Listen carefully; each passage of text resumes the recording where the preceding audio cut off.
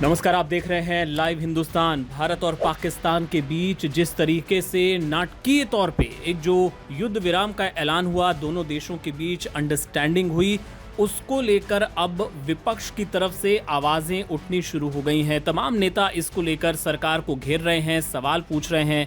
और अब इसी कड़ी में नेता विपक्ष और कांग्रेस के सांसद राहुल गांधी ने प्रधानमंत्री नरेंद्र मोदी को एक पत्र लिखा है। और इसमें जो सबसे बड़ी मांग उनकी तरफ से की गई है वो ये कि संसद का विशेष सत्र तुरंत बुलाया जाए। वो ये मांग पहले भी कर चुके हैं और उन्होंने ये मांग दोहराई है। विपक्ष पहले दिन से ये कहता आया है कि सरकार जो भी एक्शन लेगी उसमें विपक्ष पूरी तरह सरकार के साथ खड़ा है। पाकिस्तान के खिलाफ कड़ी कार्रवाई होनी चाहिए और इसका फैसला सरकार को करना है। और अब जिस तरीके से सीज फायर हुआ, उसे लेकर ये पहली प्रतिक्रिया राहुल गांधी के सामने आई है। उन्होंने प्रधानमंत्री को लिखे गए पत्र में लिखा है कि ये बहुत अहम हो जाता है कि जो जनप्रतिनिधि हैं, जो लोगों का रिप्रेजेंटेशन करते हैं, वो पहलगाम हमले पर, इसके बाद ऑपरेशन सिंदूर और उसके बाद जो सीज फायर हुआ, जिसकी घोषणा पहले राष्ट्रपति डोनाल्ड ट्रंप ने की, जो अमेरिका के राष्ट्रपति हैं, इसे लेकर चर्चा की जाए, संसद का विशेष सत्र बुलाया जाए। और ये एक मौका है हम सब के लिए कि एक राष्ट्र के तौर पर, देश के तौर पर जो आगे चुनौतियां होने वाली हैं उस पर हम बात करें। आखिर में उन्होंने लिखा कि मुझे भरोसा है कि इस मांग को आप गंभीरता से लेंगे और इस पर जल्द कोई फैसला करेंगे। ये राहुल गांधी की प्रतिक्रिया है सीज फायर को लेके। और कुछ इसी तरह की मांग रखी है कांग्रेस के जो अध्यक्ष हैं मल्लिकार्जुन खड़गे, उन्होंने भी पत्र लिखा है प्रधानमंत्री नरेंद्र मोदी को और यही मांग उन्होंने भी दोहराई है।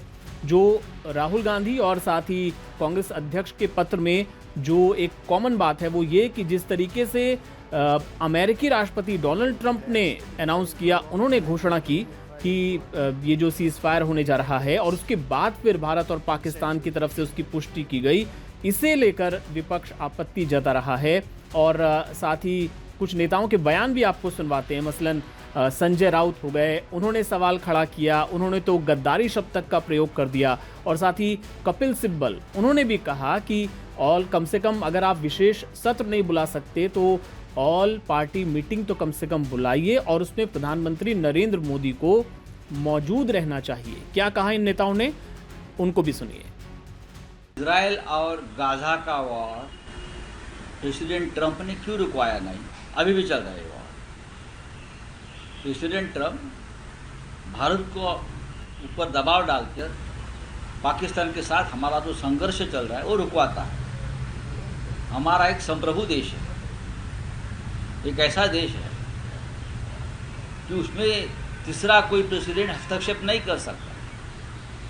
ये हमारे संप्रभुता पर हमला है और ये सरकार की कमजोरी है मोदी की कि प्रेसिडेंट ट्रंप को उसमें लाना पड़ा, उसको खुद नहीं है ताकतवर। और वॉर रुकवाने की ज़रूरत क्या है? हमारे 26 माताओं का, बहनों का सिंदूर वो लोगों ने नष्ट कर दिया, ख़त्म कर दिया। इसलिए तो आपने ऑपरेशन सिंदूर किया ना, आपने सिंदूर का अपमान किया, आपने हिंदू संस्कृति का अपमान किया। कौन सा बदला लिया आपने, मुझे बताइए। वो 6 आतंकवादी आज भी इस देश के भूमि पर छुपे हैं, आपने उसका खात्मा नहीं किया है। मैंने कहा था ऑल पार्टी मीटिंग कि जब तक वो 6 आतंकवादी मारे नहीं जाते, वो भी दिल्ली इंडिया गेट के सामने, तब तक ऑपरेशन सिंदूर पूरा नहीं होगा। आप लीजिए ना ऑल पार्टी मीटिंग, अभी बुलाइए ऑल पार्टी मीटिंग और मोदी जी को वहाँ उपस्थित रहना चाहिए। प्रधानमंत्री भागते क्यों है? कौन सा देश इस संघर्ष के घड़ी में हमारे साथ खड़ा रहा विश्व का, मुझे बताइए। इतने विदेश में घूमते हैं मोदी जी, कौन सा? ये जापान का वगैरह नाम लेते हैं, छोड़ दीजिए, उनकी सेना यहाँ नहीं आएगी लड़ने। लेकिन जो हमारी नेबर कंट्री है, नेबर कंट्री, एक भी कंट्री ने, एक भी देश ने हमारे साथ, हिंदुस्तान के साथ इस संकट की घड़ी में हमको समर्थन नहीं दिया। ये किसकी नाकामी है बोलिए? सब पाकिस्तान के साथ खड़े, सब चाइना के साथ खड़े, और अब अपने आप को डांगोरा करते हो हम विश्व गुरु है। हमने बहुत संयम रखा था, कि ये युद्ध का माहौल है, एकजुट दिखनी चाहिए, हमारे जवानों का मनोबल नहीं गिरना चाहिए। लेकिन अब क्या हो रहा है, ये सरकार ने, ये मोदी गवर्नमेंट ने हमारे जवानों का मनोबल नीचे गिराया। हमारे जवानों को अगर आदेश मिलता तो लाहौर कराची तक जाकर धड़क मार देते लोग, लेकिन आपने ये नहीं किया है। कौन सा बदला लिया, हमें बताइए ना। अब बदले की बात करते हो, कौन सा बदला लिया आप लोगों ने? ऑल पार्टी मीटिंग बुलाई, अभी हिम्मत आए तो, और मोदी जी को बुलाइए। सबसे पहले तो अमित शाह जी का इस्तीफा लेना चाहिए। आज भी जो अगर श्रीनगर में अगर बम धमाके हो रहे हैं ना, तो अमित शाह जिम्मेदार है, गृह मंत्री जिम्मेदार, उनका इस्तीफा लीजिए। मोदी जी को भी जिम्मेदारी लेनी चाहिए, उनको पद पर रहने का अधिकार नहीं है। तो जो सीज़फायर जो किया गया था उसका पहले यही था कि अगर कोई हमला होता है तो उसका जवाब देंगे। पाकिस्तान ने पहले ही उल्लंघन किया, अब पाकिस्तान को बताया कि हम देखो ये सीज फायर की बात कहाँ से आ गई, ये सीज फायर की बात कहाँ से आ गई? ये सीज फायर की बात आ गई जब पाकिस्तान का एक मिसाइल दिल्ली के तरफ आ गया और हरियाणा के ज़मीन पर उसको नीचे गिराया। जब दिल्ली को टारगेट किया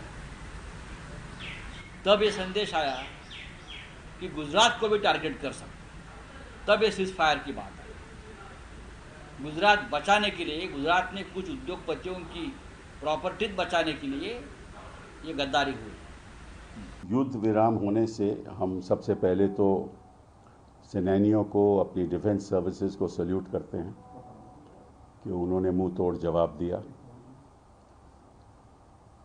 और सारा देश इकट्ठा होकर एक ही आवाज़ में कहता रहा कि अब हद हो चुकी है, अब जवाब देना चाहिए।